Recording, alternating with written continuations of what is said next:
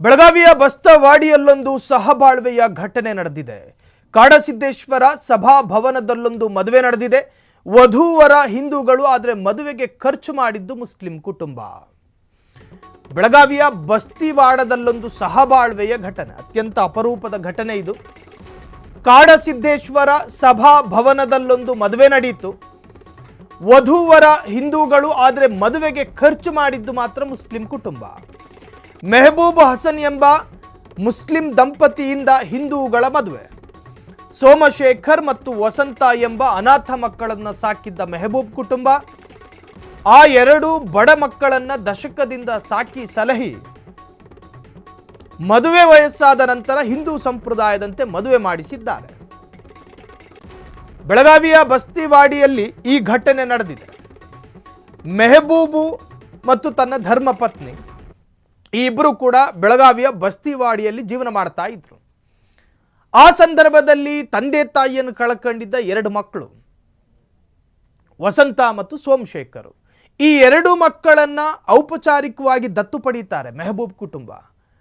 ದತ್ತು ಪಡೆದು ಅವರ ಪೋಷಣೆ ಮಾಡಿ, ಅವರಿಗೆ ಶಿಕ್ಷಣ ಕೊಡಿಸಿ, ಅವರ ಎಲ್ಲ ಲಾಲನೆ ಪಾಲನೆಯನ್ನು ಮಾಡಿ, ಇಬ್ಬರು ವಯಸ್ಸಿಗೆ ಬಂದ ನಂತರ ಅವರನ್ನು ಮದುವೆ ಮಾಡಿಕೊಡುವ ಜವಾಬ್ದಾರಿ, ಅದು ಕೂಡ ಅವರ ಮೂಲ ಜಾತಿ ಸಂಪ್ರದಾಯದಂತೆ ಮದುವೆ ಮಾಡಿಕೊಟ್ಟಿದ್ದಾರೆ.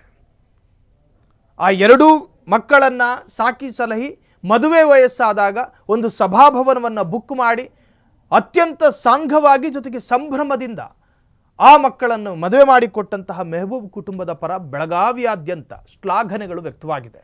ಸೋಮಶೇಖರ್ ಮತ್ತು ವಸಂತ ಎಂಬ ಅನಾಥ ಮಕ್ಕಳನ್ನು ಸಾಕಿದ್ದ ಮೆಹಬೂಬ್ ಕುಟುಂಬ ಆ ಎರಡೂ ಬಡ ಮಕ್ಕಳನ್ನು ದಶಕದಿಂದ ಸಾಕಿ ಸಲಹಿ ಮದುವೆ ವಯಸ್ಸಾದ ನಂತರ ಹಿಂದೂ ಸಂಪ್ರದಾಯದಂತೆ ಮದುವೆ ಮಾಡಿಸಿದ್ದಾರೆ.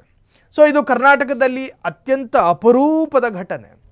ರಾಜ್ಯದಲ್ಲಿ ಸಾಕಷ್ಟು ಧರ್ಮದ ಹೆಸರಿನಲ್ಲಿ, ಜಾತಿಯ ಹೆಸರಿನಲ್ಲಿ ಕಲಹಗಳಾಗ್ತವೆ. ಪ್ರತಿಯೊಂದು ಪೊಲಿಟಿಕಲ್ ವಿಚಾರದಲ್ಲೂ ಕೂಡ ಧರ್ಮವನ್ನು ಎಳೆದು ತರಲಾಗುತ್ತೆ. ಇನ್ನು ರಾಜ್ಯದಲ್ಲಿ ಒಂದು ಘಟನೆ ನಡೆದಾಗ ಆ ಘಟನೆಗೆ ಧರ್ಮದ ಬಣ್ಣವನ್ನು ಲೇಪಿಸಿ ಅದನ್ನು ರಾಜಕೀಯವಾಗಿ ತಿರುಗಿಸುವಂಥ ಹೈಡ್ರಾಮಾಗಳು ರಾಜ್ಯದಲ್ಲಿ ನಡೀತಿರಬೇಕಾದ್ರೆ ಈ ತರಹದ್ದೊಂದು ಅಪರೂಪದ ಘಟನೆ ರಾಜ್ಯಕ್ಕೆ ಪಾಠ ಆಗಬೇಕು. ಆ ಎರಡೂ ಮಕ್ಕಳು ಹುಟ್ಟಿದ್ದು ಹಿಂದೂ ಧರ್ಮದಲ್ಲಿ, ಬೆಳೆದಿದ್ದು ಕೂಡ ಹಿಂದೂ ಧರ್ಮದಲ್ಲಿ, ಆದರೆ ಅವರನ್ನು ಪೋಷಣೆ ಮಾಡಿದ್ದು ಮುಸ್ಲಿಂ ಕುಟುಂಬ.